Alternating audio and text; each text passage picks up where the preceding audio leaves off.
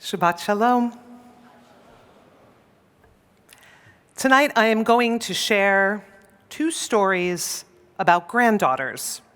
One is my story. The other is about a woman who may be the least known and most written about in Jewish sacred literature. Her story begins in this week's Torah portion, Vayigash, but it is easily lost in the intensity and emotions swirling from this scroll. Here's a quick summary. Joseph, now the Grand Vizier of Egypt, dramatically reveals himself to his brothers who have sold him into slavery decades earlier. He then sends them back to Canaan with a caravan of wagons packed with coins and food and provisions, directing them to tell their father, Jacob, the news. The brothers return with Jacob and all the members of their households, and as father weeps upon the shoulder of the child believed dead, this multi-generational family is reunited. High drama, to say the least. Amidst the confessions and forgivenesses, the weeping and embracing, the journeys and arrivals of Vayigash, there lies a census, naming Jacob's male descendants who journeyed down to Egypt with him. One name quietly pierces through the noise of the portion: Serach, daughter of Joseph's brother Asher, granddaughter of Jacob. Serach's name appears twice in the Torah, first here in Genesis and then again in the book of Numbers, in a census enumerating the male descendants of Jacob who fled Egypt many generations later. Serach's inclusion in these lists raises two curiosities. The first, why is she mentioned at all? The practice is to only include names of men.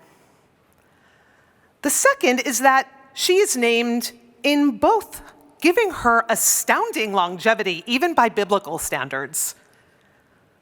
What did she do to merit this recognition and this blessing? We will get there in a moment. But first, join me in my story. 35 years ago this week, I received a distraught call from my grandfather. My grandmother, suffering from dementia, kept insisting that she wasn't in her apartment and was demanding that he take her home. I rushed over, and when I arrived, I found my grandfather frightened and frustrated, trying to reason with my grandmother, who had her coat and her hat on over her nightclothes. I convinced her to sit down and chat, which she agreed to do, but she said, not for long, because she wanted to get home. I pointed to the chair where she was sitting. Grandma, look! Remember when you and Gramps bought these matching chairs and you were so happy to have a comfy place just for you to do your crossword puzzles? Well, look at that, she said. These people have the same chairs I do. Graham, look at that picture of your cousin Muriel hanging on the wall. Huh, that's strange. I wonder how that got here. It was clear that though her body was in her apartment, my grandmother's mind and spirit was not, and she was desperate for respite and return. On an impulse, and I'm not sure where it came from, I decided to meet her where she was. Okay, let's go. Gramps, put on your coat. I'm taking you both home. My grandfather, now very annoyed with me, started to protest, but depleted, he grumbled his way to the closet. My grandmother excitedly took her handbag, and together we made our way down the elevator, through the lobby, out onto the sidewalk where I hailed a taxi. I got them settled in the back seat, sat next to the cabbie, and said, drive around for a few minutes and then come back here. When we pulled up back where we started, my grandmother opened the door, eager to get out, and then turned to me and said, "Thank you so much. I am so glad to be home." Now let's travel back from taxis to chariots. After revealing himself to his brothers, Joseph, who has clearly grown and changed, succumbs to the immature arrogance foundational to his nature and says to his brothers, "Go home and tell Dad about how great I'm doing. Tell him everything you've seen. Quick, quick, bring him back here so he can see for himself." Joseph seems to forget that his father is now an old man, bearing the weight of time and loss. From Joseph's words, it seems that he hasn't considered at all how the news of his survival, the news that any parent who lost a child dreams of, might cause his father's heart to stop in shock. Joseph hasn't considered that this magnificent truth would also illuminate for Jacob some very harsh and painful truths. He will discover that his sons committed a heinous act of near fratricide and have been lying to him for so many years. And Joseph, his most beloved child, never once reached out in all that time to send word that he was alive and well.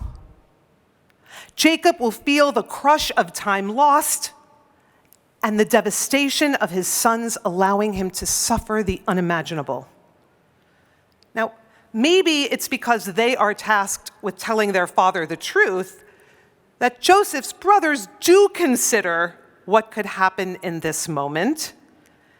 The rabbis who retell and embellish this story teach that the brothers,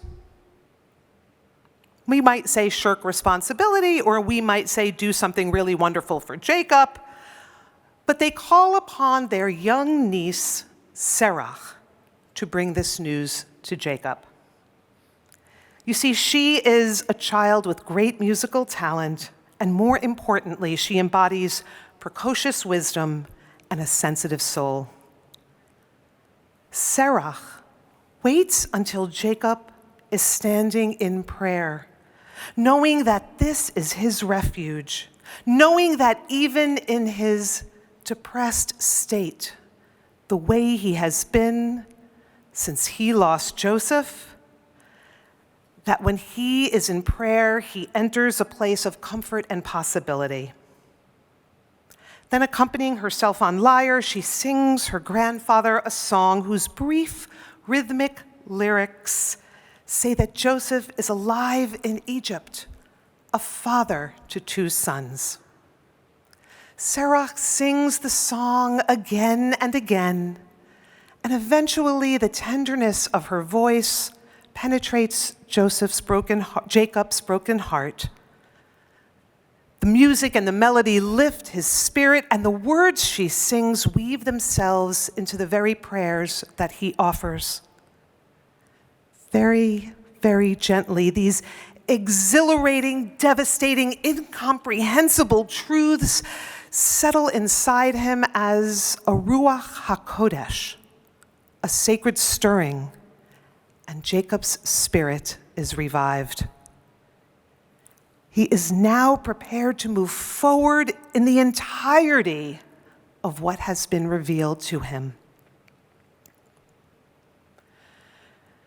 Truth is elusive these days, but as distressing as the onslaught of mistruths and partial truths and singular truths is how we handle truth itself.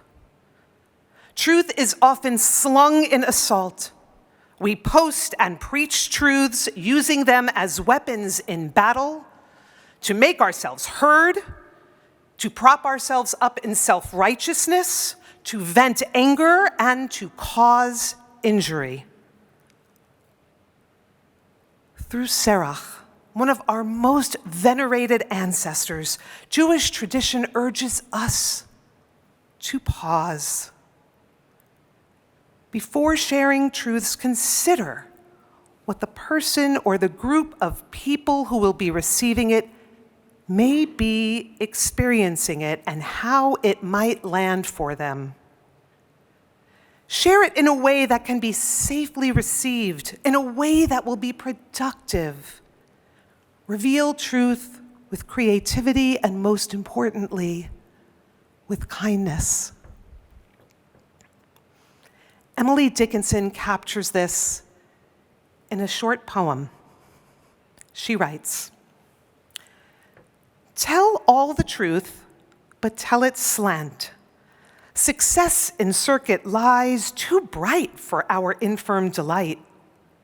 The truth's superb surprise as lightning to the children eased with explanation kind. The truth must dazzle gradually, or every man be blind." Our text never speaks of Serach's death. Legend teaches that she is one of a small handful of people who entered heaven still alive, using her time in eternity to intervene at significant moments in history with pieces of wisdom. Perhaps Serach inspired Emily Dickinson's verse. Perhaps Serach's whisper directed me to approach my grandmother with a slant of truth and bring her home.